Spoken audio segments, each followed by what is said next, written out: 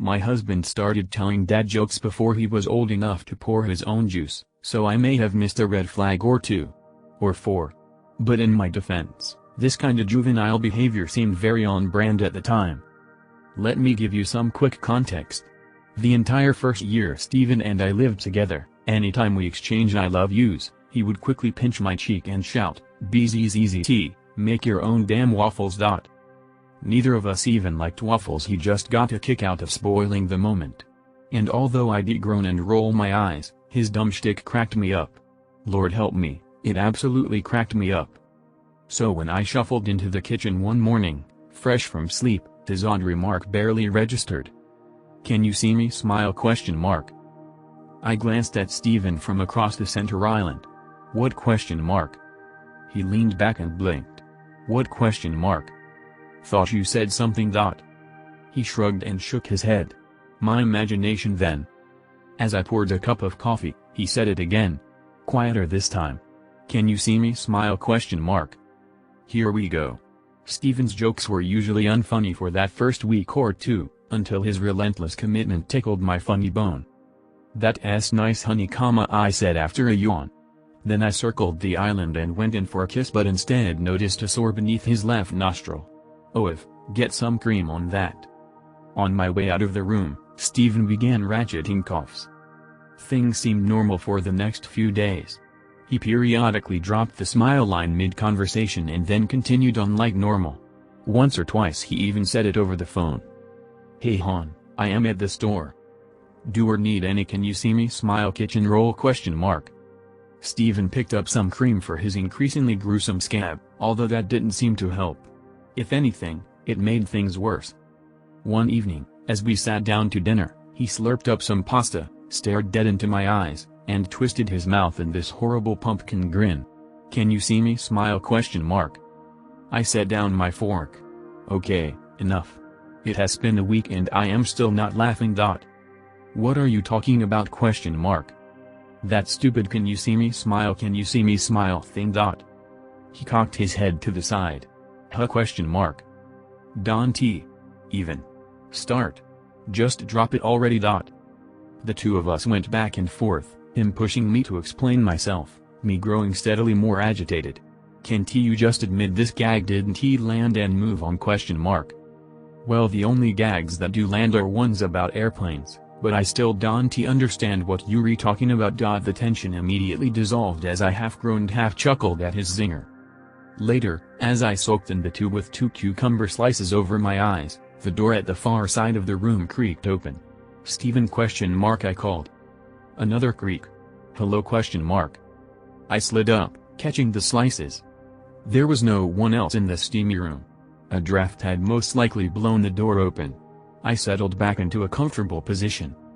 Afterward, while toweling myself off, I noticed a smiley face in the fogged-up mirror above the sink, accompanied by the words, "Can you see me smile?" Steven had already turned in for the night, so my lecture about boundaries got placed on hold until morning. Sometime after midnight, an awful dream about falling into this endless black void startled me awake. For a moment the sensation carried into the real world, no doubt because the mattress had compressed beneath our combined weight. I opened my eyes in an attempt to escape the sensation of that awful dream and saw Steven, who held himself directly above me, supported by his elbows and knees. His nose was pressed right up against mine. I bit down on a scream. Steven's sore had spread now. He looked like a toddler after devouring a plate of jam sandwiches. Was he picking at those oozing scabs? "What the fuck?" I shouted. Immediately he rolled onto his half of the bed and faced the wall, pretending to snort. I thumped the back of his skull, hard. "You almost gave me a heart attack." He acted all innocent like he'd just woke up, the corners of his mouth twitching as though pulled by invisible strings. "Ow. What was that for?" He propped up against the backboard, one hand rubbing the bump across the back of his head, the other fingering a leaky sore under his chin.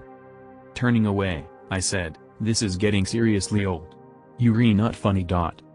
He began to protest but then entered a harsh coughing fit. It rose from deep inside his chest as he raced down the hall. "And go see a dermatologist?" I shouted after him. When the alarm screeched, the far side of the bed was still empty. I crossed the upstairs landing and went into the bathroom, where Stephen stood before the sink, eyes fixed on his own reflection. He stretched and twisted his lips, which had gone pale at the corners, using his forefingers. From the doorway, I said, "Look, sorry about last night. But you scared the crap out of me. Can we act like the whole thing never happened?" He pulled the sides of his mouth apart. The gums looked gray and unhealthy. I rolled my eyes. "Fine. On my way across the hall, he shouted, "Can you see me?" I called my mom from work, who listened to me vent for 20 minutes. He just won't give it a rest with this smiling thing. Be upfront. Explain how much it's bothering you. That sounded reasonable. Stephen liked juvenile jokes, granted, but he wasn't a man-child or anything. Most likely the two of us could get this straightened out and then go for a romantic meal someplace fancy. Back home, Stephen was in the downstairs lounge, furiously scribbling into a notebook. "Can we talk?" I asked. He stayed hunched forward, his attention fixated on his writing. "Sorry if I was a little short-tempered last night. I didn't mean to hit you so hard. But this joke, it really got under my skin. You think we could pretend the whole thing never happened?" No response. "Can you please answer me? Or at least acknowledge you re-listening?" I moved forward and snatched the notepad away. Stephen stood, suddenly enough to startle me, and grabbed it back. For a split second, I glimpsed the words "Can you see me?" written over and over again. He grinned, exposing teeth of startling wideness. Had he bleached them? This wasn't a joke anymore. It was full-blown mental illness. "Stephen, talk to me. What has wrong?" He cleared his watery throat. "Can you see me?" He tossed the notebook aside and took a single step forward, arms outstretched. Thin trickles of blood ran along his chin from where he decompulsively nibbled his bottom lip. "Can you see me?" I retreated into the hall. "Stephen. Can you see me?" He coughed harshly before saying it again in a kind of hoarse growl. Thick wads of saliva flew from those pale lips. I spun on my heels and made for the door, Stephen walking after me. "Can you see me?" He followed me out of the house and across the front walkway. The second I pulled the door of my Ford Escort shut, he drum-rolled the window. "Can you see me?" "Can you see me?" As I slipped the vehicle into gear, he breathed over the glass to fog it up and wrote a backward CAN. It's a miracle I didn't plow over him barreling out of that driveway in reverse. My eyes had gone all red and puffy by the time I reached Mom's place.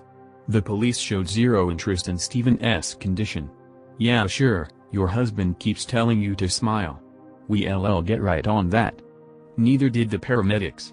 "You want us to send an ambulance over a nasty rash?" Stephen didn't respond to any of my messages, nor answer my calls. That night, I lay awake praying he was okay, that he'd made use of the mental health resources I'd sent over. Mom told me to steer clear until we could arrange for somebody to accompany me home, but laying in that cold, empty bed, I had terrible nightmares about Stephen hurting himself. He needed help. And it couldn't wait. When I pulled into the driveway, the house was entirely dark. A nasty aroma hit me the second I pushed open the front door, a strangely familiar, coppery scent. There were dull thuds from somewhere upstairs. I slowly climbed the steps. In the landing, I flicked on the light and stifled a yelp. Scribbled up and down the walls were the words "Can you see me?" Stephen had covered every inch of space from floor to ceiling. My heart kicked into a higher gear. The door to the bathroom sat slightly ajar. I tiptoed forward, the color of the writing switching from black to red in what I assumed was lipstick or paint. Gently I rapped the door. "Stephen, I called, so low I almost couldn't hear myself. Then, after a little while, I went in. My husband was crouched in the corner naked, his back to me. He dragged a lobster-red hand up and down the wall, smearing the word SE over the cream-colored tiles, stopping only to replenish the ink by vomiting thick red phlegm onto his fingers. Oh fuck, it was blood. He'd written those words with his own blood. "Can you see me?" He snarled, along with a full-body spasm. There was something wrong with his voice. He sounded like a patient in a dentist's chair with a prop in their mouth.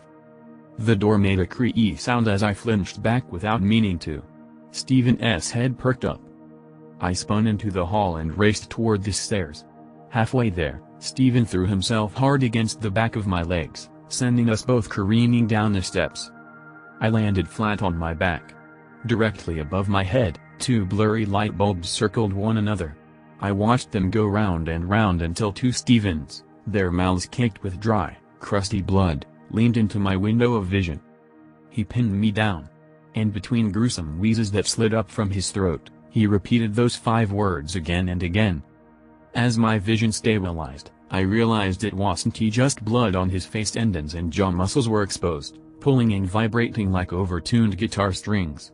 Fragments of bone even shined through in places. The lips and the surrounding area had been chewed or cut or scratched away. His cheeks hung loose in torn flaps. He brought us nose to nose, his exposed jaw inches from my mouth. "Can you see me?" Smile question mark. That raw sewage breath absolutely reeked. A big purple tongue slid out of his mouth, finding its way inside my right nostril. As I lashed out against him, raw meat peeled away beneath my fingernails. He eventually made a sound like a cat hacking up a furball, exposed teeth chattering and closing and crunching. I seized the opportunity by worming my way out from under him and made a break for the kitchen, where I armed myself with a steak knife. He followed me into the room, canines bared. "I am fucking warning you," I screamed. He grinned, although I could tell only by the eyes, those mad eyes that almost seemed to laugh. As he shuffled forward, his pincer jaw clamped shut again and again. Finally, he lunged. And I rammed that knife straight into his throat. Stephen's body went completely limp before slumping onto the floor. The paramedics actually wretched when they arrived. "Craziest fucking thing I ever saw," said the taller of the pair. A police officer couldn't believe the story. Still a stammering mess, I recounted how Stephen had mutilated himself before attacking me over and over. He took me to the station for an official statement, after which Mom took me to her place, where, for some odd reason, my mouth wouldn't stay closed. I sobbed into her shoulder, licking my lips again and again. My tongue had the texture of a carpet, plus something kept turning over in my gut. Acid reflux maybe. Eventually, an urge to open my mouth and let out a giant, irresistible yawn overpowered me. Then Mom reeled away, her face laced with concern. "What do you mean, honey?"